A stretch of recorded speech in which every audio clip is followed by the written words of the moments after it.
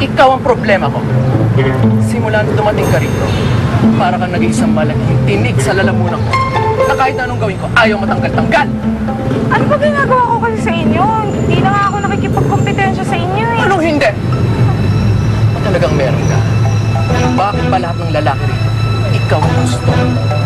Ganyan na nga itsura mo, kinukompetensya mo pa rin ako.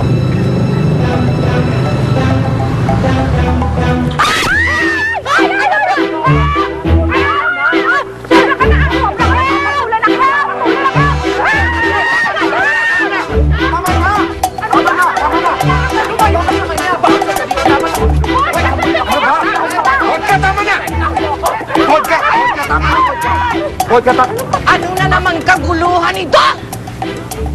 Ayoko nang maulit pa ito. Dahil pag maulit pa ito, palalayasin ko na kayo lahat! Nagkakaintindihan ba tayo? Tony Boy, vodka! Eh sila naman po talaga kasi yung Nagkakaintindihan ba tayo? Opo! Vodka, brandy, whiskey. Pasok sa loob!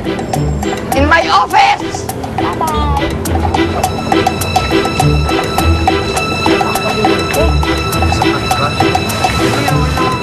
Ay naku, Bes. Kailan ka ba patatahimikin ng vodka na yan? Alam mo, matatanggal ka sa trabaho eh. Pag natanggal ka, saka pupulutin. Hindi ko nga alam eh. Wala naman akong ginagawa sa kanila, di ba? Sila tong galit na galit sa akin. Nakita mo naman, nakatayo lang ako dito, di ba? Alam mo, dapat siguro mag-change tactics sa tayo pagdating kay vodka. Ang ibig na sabihin? Sabi nga sa kasabihan, pag binato ka ng bato, batuhin mo ng tinapay. At kapag binuhusan ka ng soft drinks, bigyan mo ng burger. Bago yun ah.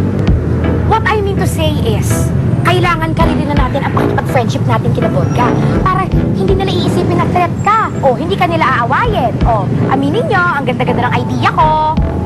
Alam mo, actually wala naman akong problema na makipagkaibigan sa kanila eh. Kaya lang, ang tanong, matatanggap ba nila akong kaibigan? Ay nako, Bes, leave it to me. I can be an advance party. Kung bahala. Alam ko na yan. Ah, Sir Johnny. Ah, si Sir Kenneth pala. Ah, si paring Kenneth pala. Nasaan ha?